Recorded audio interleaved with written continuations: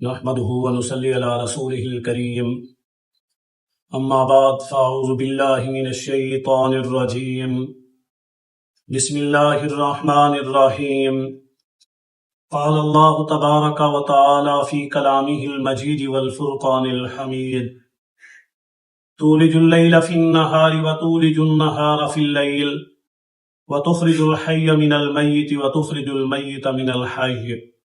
وترزق من تشاء بغير حساب لا يتخذ المؤمنون الكافرين أولياء من دون المؤمنين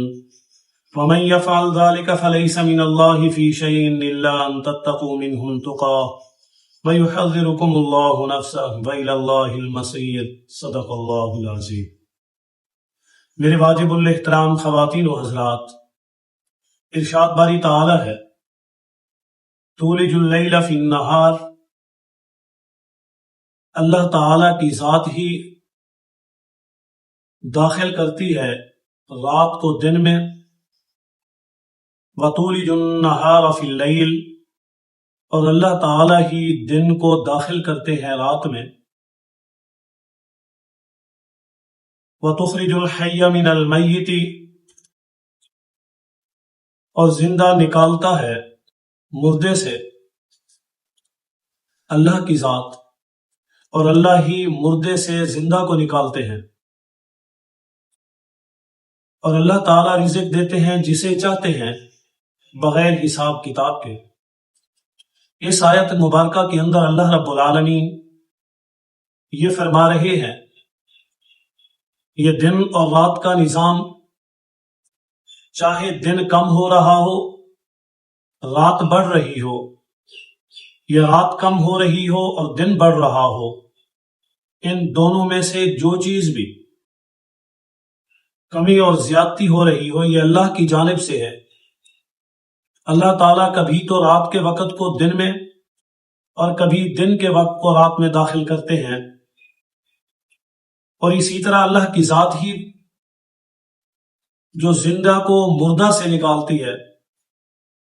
اور اللہ ہی کی ذات ہے جو مردے کو زندہ سے نکالتے ہیں۔ پانی ایک مردہ چیز ہے جس سے انسان زندہ نکلتا ہے، اسی طرح وہی انسان زندہ ہے اور اس سے وہ پانی مردہ نکلتا ہے۔ انڈا ہے، انڈے سے بچہ نکلتا ہے، پھر اسی سے انڈا نکلتا ہے، یعنی مردہ سے زندہ اور زندہ سے مردہ، یہ اللہ کا نظام ہے۔ اسی طرح اگر اسے علمی طور پر لیا جائے، انبیاء کرام علیہم الصلاۃ والسلام اور علماء کرام ایک زندہ علم والے ہیں، لیکن کبھی کبھار ان کی اولاد مردہ جہل نکلتی ہے، اور کبھی کوئی لوگ جاہل ہوتے ہیں اور ان کی اولاد علم والی زندہ ہوتی ہے۔ یہ اللہ ہی کا نظام ہے، وہ جسے چاہے جس انداز میں کم اور زیادہ کرے، یا مردے کو زندہ اور زندے کو مردہ کرے، اور اللہ ہی کی ذات ہے وہ جسے چاہے جتنا چاہے جب چاہے رزق عطا کر دے، کوئی اس سے پوچھنے والا نہیں، وہ بغیر حساب کتاب کے دینے والی ذات ہے۔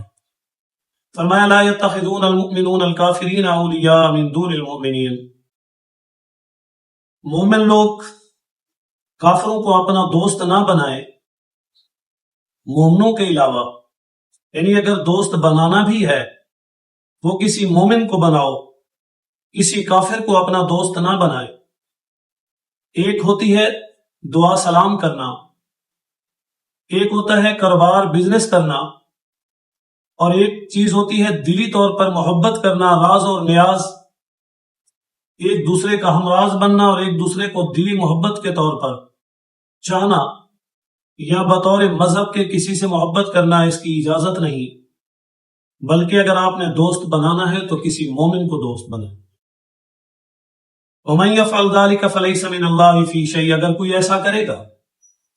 اللہ کی ذات پہ اس کی کوئی حیثیت نہیں ہے،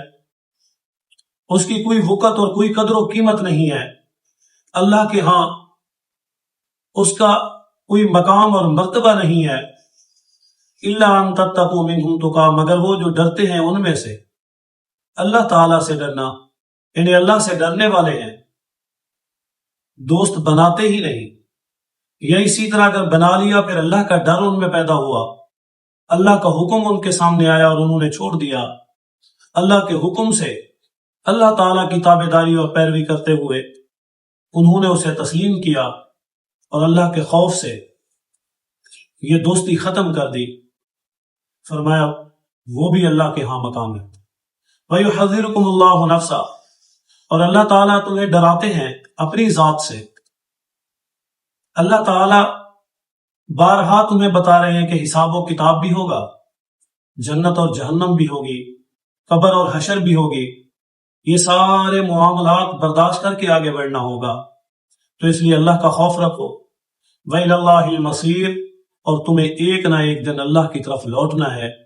اور اللہ تعالیٰ کے سامنے کھڑے ہو کر حساب دینا ہے، اور اللہ تعالیٰ کو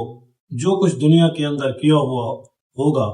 وہ سب کچھ وہاں بتانا ہے اور اس کی جزا اور سزا بھی برداشت